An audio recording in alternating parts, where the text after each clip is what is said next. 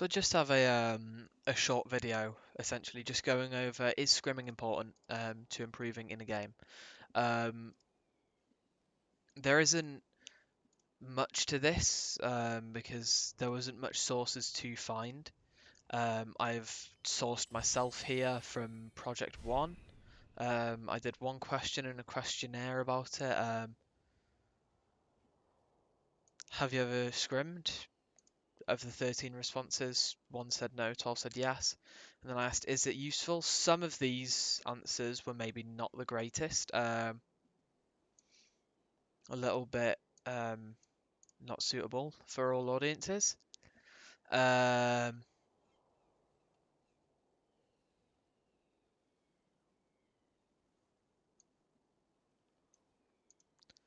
um,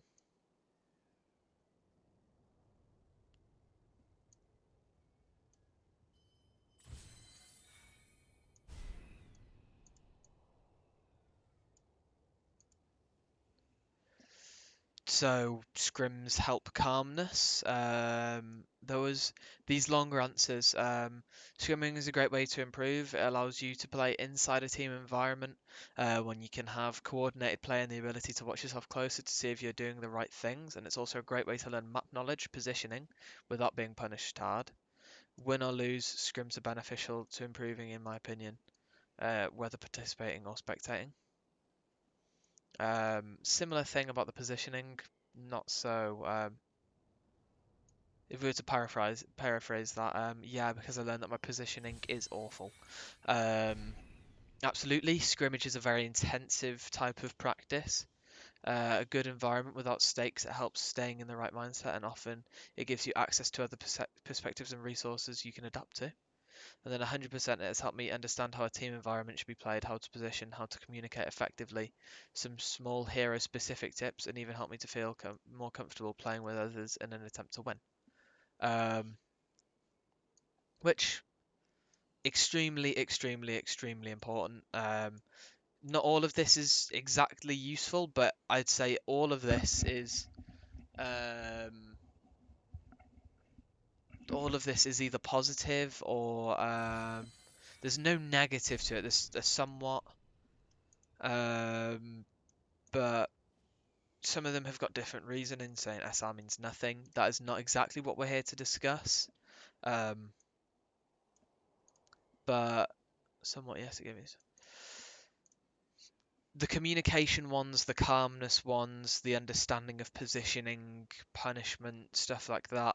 I would argue that maybe not being punished hard isn't great because if you're not punished hard, then you don't see your mistakes as often as you should be doing. Whereas in comp, nobody will hesitate to punish your mistakes. Or I'd say actually in scrims you get punished even harder because it's a coordinated team of 5/6 people. When this was done, this was six, I believe. 6 people just jump on your head. Um, so you do get punished a little bit harder than comp, I would say. Um, and this is a variety of ranks. Mostly diamond masters, a grandmaster, 2 unranked, and 2 platinums. So it's quite interesting to see. Scrimming is recognised by the BEA. There's nowhere that really mentions scrimming though. You know, there's a few Reddit sources which aren't exactly viable options for a college research source, but it is recognised by big organisations. They discuss scrim etiquette, but it doesn't really mention whether or not it's useful, but it is interesting to look at. And then a bit of primary research that I have done from this, which I'm going to analyse all of these results separately, but just thought I'd tie it in because it relates. I only got masters, not even masters, 50-50 between top 500 and grandmaster. Um, Only one person said no, but everybody said that scrimming is useful. Not everybody explained why. We got a yes. Yes, having all 5 players in the same match, which isn't possible in ranked, is vital to improving team play. Obviously, this is from the perspective of Grandmaster and top 500 players cannot 5 stack. It's maximum 2. Um, it's useful even if you only scrim low GM 4.0 or even less. It's still more high paced than average GM 1 game. So it brings your ability to play at higher tempos up. If you watch Overwatch League games, they will legitimately have 30 seconds between fights before typically sometimes full engagements, sometimes it'll just be soft engagements or a little bit of poke exchange, but it's usually 30 seconds mid-fight, pre-fight communication is done, and then they're into a fight. And being able to get your brain to work at this faster tempo is extremely useful. Um, yeah, it can improve as it can change people's. Some of these people are European. Yeah, it can improve as it change people's perspectives and way of thinking of matches. Now that to me was such a brilliant answer. Because it's changing my perspective in a game. It's changing my way that I think about how a DPS role is played, how a support role is played, how my role is played, how a team coordinates together. And even though in a ranked game, you're not going to set up the same way that you do in a scrim, because in rank you're looking for individual performance and you're looking to get your own individual value, whereas in scrim it's okay for a Reinhardt to play on high ground holding shield to allow for DPS to get value, because you're trusting your DPS to be better, and if you give them resources, you're expecting something out of it. It is useful. You learn to play the game as a team instead of playing solo impact like in ranked, and a little bit further proof. That's response 6, so we can actually just go to individual, then we can go to response 6. And this person is top 500, and this is what they think. A top 500 player is saying that they believe that it is impactful, and you play solo for a different reason.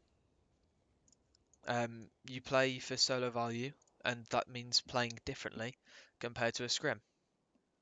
Hearing what my coach is telling my DPS players, I then think to myself, how can I implement this in my DPS rank games? Um, how can I implement this way of thinking in my support games? And although this project isn't necessarily about improving those roles, which I probably should track as well, it's about it does really, really, this one just perfectly solidifies that scrimming is important no matter what, because it does help you improve. It changes your way of thinking, your perspective on the entire game. It teaches you how to play at a faster tempo. Um, Team play increases, which I'm going to need if I want to become a pro. I'm going to have to get used to that because they play in organized environments. Um, and then how many hours a week do people scrim? Ideally.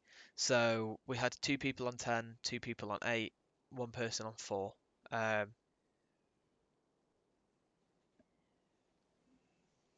so a bit of a disconnect maybe between one of these, but nobody said anything above 5 scrims a week. I don't know if I can fit 5 scrims in a week in, on top of playing ranked to improve myself personally. So I'll discuss what my average week is going to look like later. I'm going to make a video specifically for that, combining all of the research that I've done to discuss it. I've just opened Minecraft. But and then the final thing as well is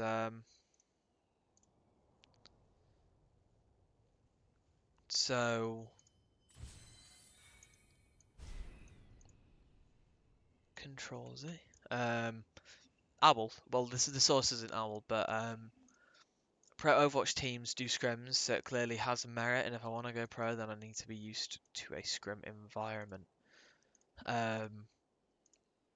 There has been a bit of Overwatch drama recently, and it all started down here when a player accidentally leaked a set of scrim codes. First set were leaked accidentally. Second set were released intentionally. A streamer accidentally leaked a set of codes. Dante and Kluge both leaked replay codes of scrims between the Los Angeles Gladiators and Toronto Defiant. And there's even a set of an analysis by Coach Spilo, who is one of the most recognised and respected coaches in the entire Overwatch scene. But essentially, a set of scrim codes were leaked, which then led to other teams leaking scrim codes because they thought it was funny.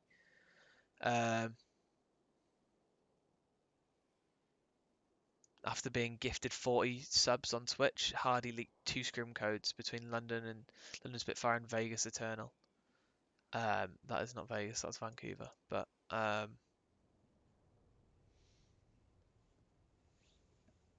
this was a set of scrim code leaks, which I'm going to look into potentially analysing, although I attempted to personally analyse this Junkertown code and was completely lost.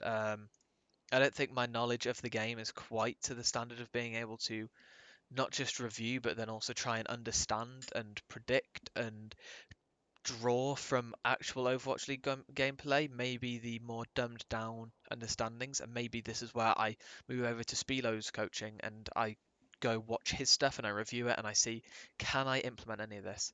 It's different and it's difficult because the standard of play is up here compared to me who's down here. But it does definitely evidence that scrimming is a useful thing that teams do, that pro teams and pro players do.